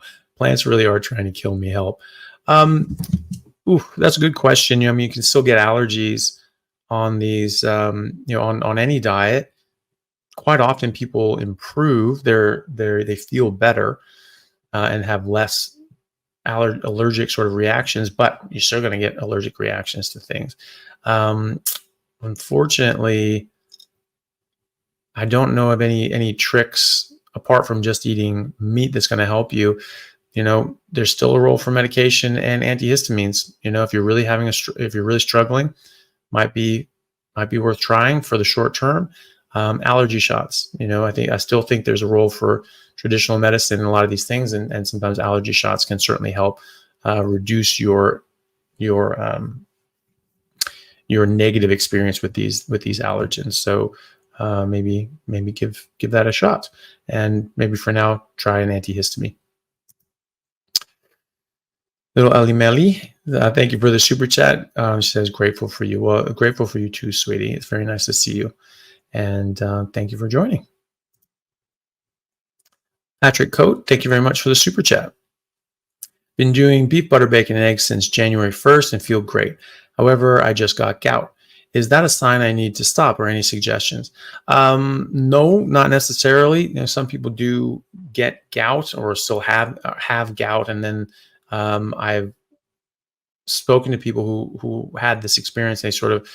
They'll get like a flare up or two afterwards, and if they just get through it, it goes away and it stays away. Gout has been treated with a red meat and water diet since the 1800s with Dr. Salisbury. He wrote about this. And he was curing people with gout by putting them on a red meat and water diet. If you're eating organs, you have more purines. That can be something that can lift up your uric acid levels. But it's not really a great correlation between uric acid serum levels and uric acid in your joints, which would be gout. There's also other kinds of gout. There's really 5 kinds of gout. Now, gout's being called uric acid crystals in your joints, and the other 4 are being called pseudo gout. One of those pseudo gouts is oxalates. And so oxalates can get in your joints, cause joint problems. So we don't necessarily know what kind of gout you have. There's at least 5 different kinds. You need to get a needle in your joint, and you express that out, and you see, is it uric acid? Is it oxalates? Is it something else? And that's how you'd know. No one does that. They just sort of say, oh, that's gout, it's uric acid. Oof, goodness, stop it. It may not be. Could absolutely be something else. Could be that you're, oxalate dumping and having these sorts of problems, and you're getting flare-ups that way. You could try cutting out everything except beef. That's what Dr. Salisbury was doing in the 1800s, and that's what he said worked the best, was just beef, and you'd get through it and it would go away. So I would give that a try. I'd clean up everything else, and I would also think about the fact that it may not be uric acid crystals that are in your joints. It could be one of these other 4 causes as well. But either way, whatever the cause, it should go away. It should clear up. And there are some people that have a couple flare-ups and then nothing after that. So that's the usual pattern when people suffer from gout, even going into a carnivore diet, is that they may get another flare-up or two. Some don't. Some don't get anything. Some get another flare-up or two, and then it goes away. That tends to be the pattern that we see. Albino Rhino, thank you for the super chat. My father has a condition called thrombocytosis. Is this something that could be helped or cured by the carnivore diet? Thank you for your help. Well, it really just depends on what's causing the thrombocytosis, and it could potentially affect that underlying cause, but it really just depends. Depends on what's causing it. A lot of these things a lot of weird things get affected in very positive ways by going on a carnivore diet, because we don't even realize how many underlying mechanisms are getting screwed with by eating these different plant toxins and other sorts of things that are just screwing with our body. Our insulin's going up, and it's completely deranging all these things that insulin affects. So there's a lot of things that this clears up. Let's say when you go on a carnivore diet and you clear out all these other sorts of things. So you never know. There's a lot of things that this affects, and some people affects things in a very different way. So definitely worth trying. It's going to help your father in 1,000 other ways, and it could very well help that. I have no idea though, because we don't know what's causing it, and unless we know what's causing it, then we don't know if it's going to be able to help. But certainly worth trying. It's not going to hurt him. It will make him better in a lot of other ways as well. So I think it's worth a try, and then see what happens, and let us know.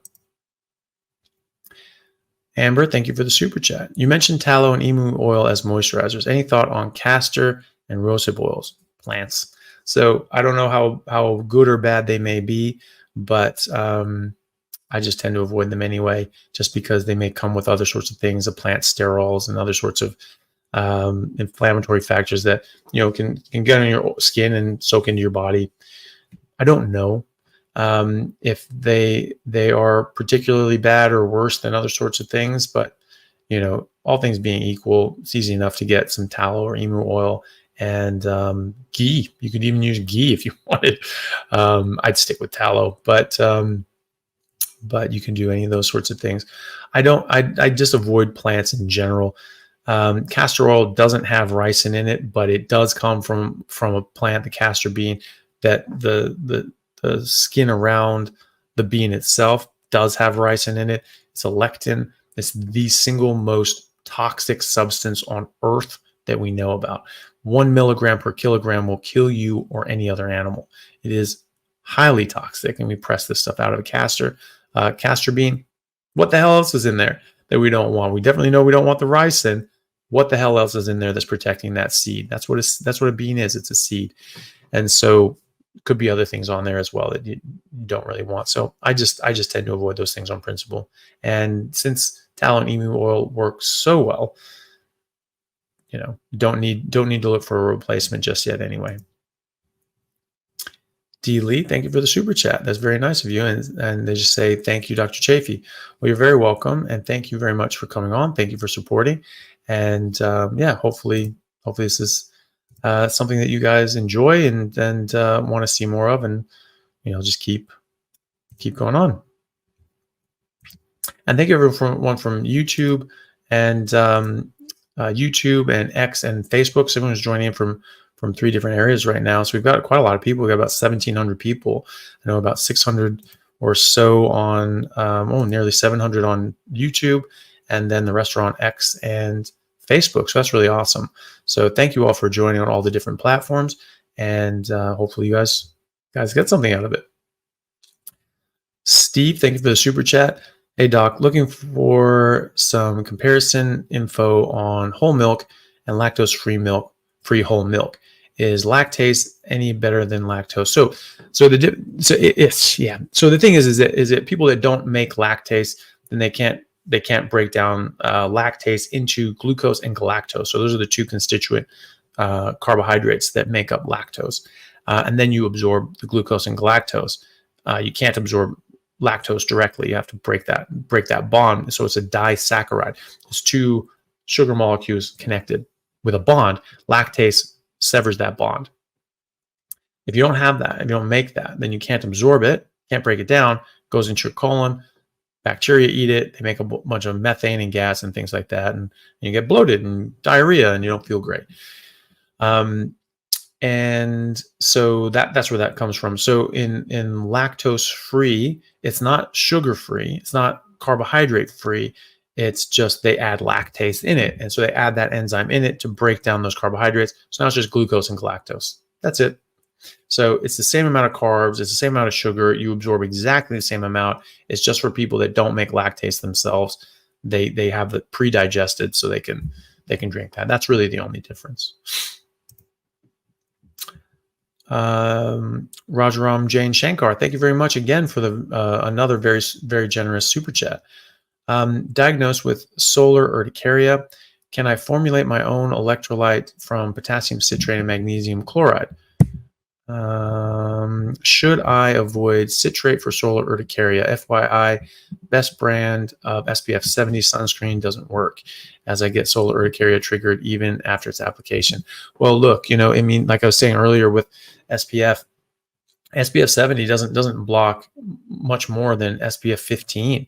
SPF 15 is 98.5. SPF 70 is probably around 99.5% of UV light block. So you're getting 1 extra percent. So, if 15 is not doing it, 70 is probably not going to do it. 90 is probably not going to do it. So, also you have to wonder, is it something in the sunscreen that's actually damaging your skin as well? There's a lot of weird, nasty chemicals in there. They're not good for you. They're blocking the sun. That doesn't mean they're super good. This is great for skin health. They don't say that. They say this blocks UV light.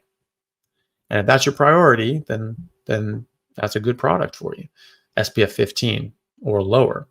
But if your priority is skin health and overall health, probably not, because they're thinking, I mean, benzene is in this stuff. I think they had to take out a whole bunch of these chemicals, but how long were they in there for? How many decades were they in there for? There are people now, there are doctors now that are actually thinking seriously about whether or not the sunblock, the sunscreen that we've been using for decades, is actually the cause of the rise in skin cancer, because it's going up. It went up and it's going up, and we're in the sun less and we're using more sunblock. So how the hell is it the sun's fault that we're getting skin cancer? It's not, is the short answer. And so that solar urticaria could be improper diet or not enough of a proper diet, and not enough lack of other things. And and then you can put these other things on your skin that can be harmful as well. So eating a carnivore diet, high fat, put tallow or other sort of animal fats on your skin, and I think you're going to do well. And I wouldn't use anything with SPF or all that sort of stuff, or any of those sort of things, because they just have a lot of random chemicals in it that you don't necessarily want. That's up for it's a decision for everyone to make on their own, but I certainly don't think that it's useful for me or my kids or family members and things like that. I mean, I don't have direct kids, but my step kids, like Elle's kids, I don't think is a good idea. I don't think it's a good idea at all. So as for the electrolyte formula with potassium citrate and magnesium chloride, I don't know if the citrate versions affect solar urticaria. Unfortunately, I'm not a dermatologist, so it's not something that I treat all that often, and I don't know the connection between potassium citrate and solar urticaria. Unfortunately, I haven't heard of any problems anyway. I haven't heard of any issues with those electrolytes worsening solar urticaria or being associated with it. But at the same time, I'm not in that field. So the limited stuff I know about dermatology comes mostly from different sort of plant toxins that affect and damage your skin, and then little other sorts of things, just basic physiology sort of things to do with vitamin D and sun exposure and all that other sorts of stuff. But unfortunately, I don't know that. But I don't know of anything anyway. But if you know a dermatologist or something like that, you can always ask them. If you have solar urticaria, presumably you're seeing someone for that, and probably a good question to ask them. So good luck with that. Nazan Ahmad, thank you for the super chat. Looks like there's another one down here. Thank you for the super chat again. Nazan asks, what is your opinion on adding fermented vegetables? Some say gut diversity is beneficial. If we're talking about our friend earlier in the session where they were on antibiotics for 30 days, probably need some help restocking your gut bacteria. I think you can do that just fine with fermented dairy like yogurt and live culture yogurt with low to no carbs, hopefully. And but you put that on meat, you chew it up together, in the same bite you swallow it together.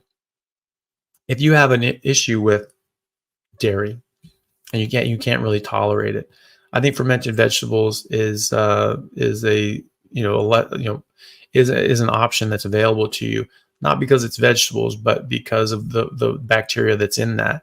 And so you can use that as a supplement for the bacteria. You could do that. It's going to be an isolated incidence, though. I don't think you just normally need to do this. We do see this, people going from standard diets or ketogenic diets, and they switch to carnivore diets and they check their microbiome before, and then 3 to 6 months after, they get massive improvements in their microbiome when they just go to carnivore. So your microbiome will change and adjust depending on what you eat. And so we see and it does this actually quite quickly, because the replication rate of bacteria is about once every 20 minutes. So they double every 20 minutes. So it's a generation every 20 minutes, right? So just in this conversation that we've been having today, me, it's one-sided conversation, me, listening to me yammer on. It's been 120 minutes. And so, we've had, 6 generations of bacteria in our gut right then, right? So, they're fighting for resources, they're living, they're dying, they're doing all that sort of stuff. So it's very quick turnover. And so depending on what you eat that day or the next day and the next day, you're going to affect that, and you're going to send down different sorts of things down to your gut, and your gut bacteria are going to be promoted or discouraged depending on those resources that are available.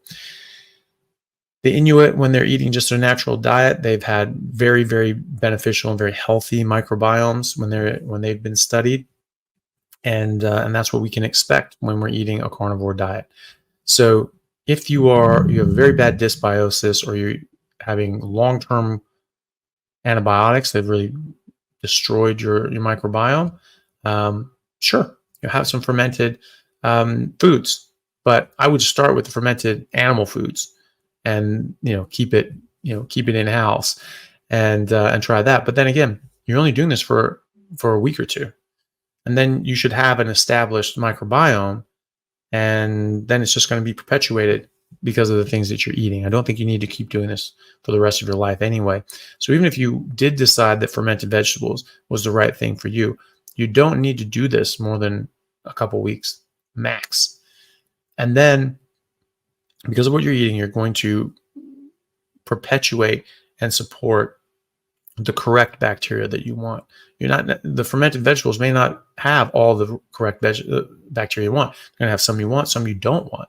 But the food that you're eating, the animal food, the meat that you're eating, that's going to support the ones that you want.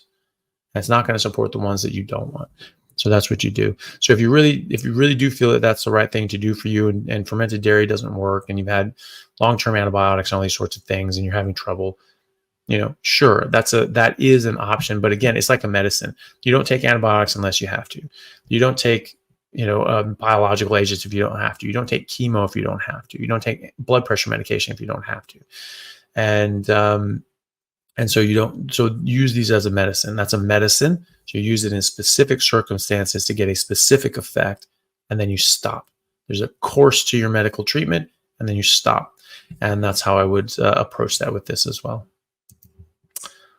Okay, so it comes to the end of the super chats. Thank you everyone for that. I think that was pretty good timing, and able to finish roughly on time. And I've got to go run to work. So thank you all very much. I really appreciate it. Do come and check out the Regenerate conference next month in April. That'll be on Sunday, April 21st over in Melbourne. And so you can see the details up on the screen there, and just go to regenerateaus.com. So regenerateaus.com. And you can find out more about that there. And then at the PHC Public Health Collaboration in the UK, that'll be in London the 18th through the 20th, and that's phcuk.org/conference if people want to see that. And then we'll be at Hack Your Health a couple weeks after that. So hopefully we'll get to see most of you all there at one of those 3 conferences, or one of the other dozen conferences I'll be at this year as well. So thank you all, everyone. Thank you all very much, everyone. Great to see you all. Great turnout today, and I really appreciate it. And I will see you in 2 days for my next live. And we'll have a premiere tomorrow as well around the same time. So another premiere of my next interview, and that'll be with my good friend Phil Escott, who came to a carnivore diet because he cured his psoriatic arthritis and autoimmune conditions, and was actually quite unwell for a long time. And he's coming back, and we're actually going to be doing a conference. I think he has a conference next week actually in the UK as well, so people can check that out. And there should be details in the in that interview, and so you can check out his website and check out his conference next week in the UK. And then I'll be speaking at a retreat/conference that he and his group are putting on in the south of Spain, which will be really cool. And that's going to be in October, which will be awesome. So it's going to be at like an old refurbished church, mission, cathedral sort of a thing. Not like a cathedral, but like, one of those sorts of things. And I've seen pictures of it. It's absolutely stunning. And they had it there before all the lockdown started, and now it's sort of the first year back that they're doing it. So I'm going to be there, and I'll be speaking and hanging out with people. And Dr. Natasha Campbell McBride will be there too. She's a neurosurgeon that came up with the GAPS diet. Very, very similar track thoughts with us. And as well as Sophia Clemens, who is from the head of Paleo who's been treating people with very serious health issues with a carnivore diet for 15 plus years now, and many more. So if people can check that out, that'll be in October. And please check out our premiere tomorrow with my friend Phil Escott. And if you're in the UK and you want to go see his event that's going on next week too, should be details there as well. And you guys can check out his website also. And so premiere tomorrow, and then another live the day after that, similar times. Great. Thanks, everyone. Really appreciate it. Thank you for all the well wishes and all the kind words that have been popping up on the board. And Rosalind, good to see you. That's my sister. Good to see you. Good night, Rosie. And I love you, and I'll talk to you later. And love you all too. Talk to you later.